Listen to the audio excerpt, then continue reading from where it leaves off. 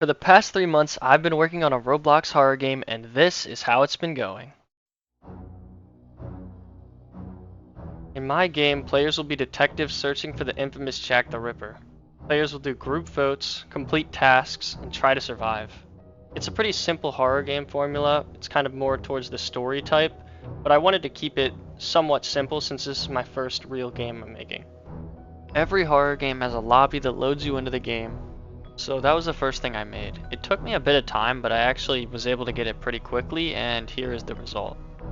I don't actually like this lobby at all, so I'm going to change it some point in the future, but it's not what I'm worried about right now, so let's just get into the game.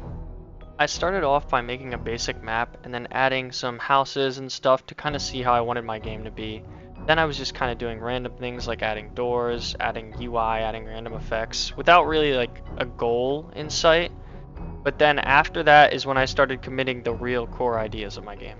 I first started off with making a basic script to change the player's scale and the player's clothes on joining the game, which meant I could set the player's clothing and their scale immediately, so the players, like all the players, will be relatively the same size on entry. So after that little bit of scripting, I knew I wanted to tackle the bigger ideas because while the things I did were nice, they were just very small. It was a very small part of the game pretty much. And so I thought about what my game has, and the three things I knew would be the most difficult to script or create were smart characters or NPCs, progressing story, and player choices. So we're gonna go after the first one of those in this video. So smart characters, that would mean characters that can talk to the players and also have the ability to go around the map with ease, maybe do things like follow the player and do other kinds of things, right? So the latter of that is a pathfinding system, right? I said go around the map with ease. So that was the very first thing I tried to create in my game. And after a while of thinking, I came to an idea. I would have hundreds of points around the map, and the NPC would get the three closest points to it. After doing that, it would compare them to see which one's closest to the end point, right? The place it's trying to go. And it would go to that place, and it would repeat this cycle all the way until it gets to the end point. This actually ended up working really well, and I didn't have as much difficulty with it as I thought, but I had difficulty with the next thing to make up for that. So since I was able to create the pathfinding pretty easily, I figured I'd be able to create a player chasing mode as well for the NPC, right? Not all NPCs obviously, but for some NPCs maybe they want to chase the player. Like there's going to be cops in my games that chase the player, blah blah blah blah blah. So that's what I did, or that's what I wanted to do. It did not go nearly as well as I thought. Now kill yourself.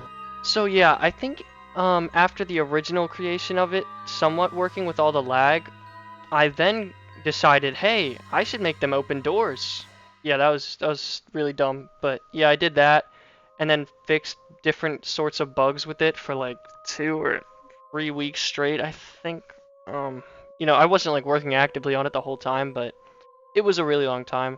Eventually, I mostly finished it. I say mostly because to this point now, it's still not really like fully complete, but yeah, you can see it here. It works pretty well, and I'm pretty happy with how it goes.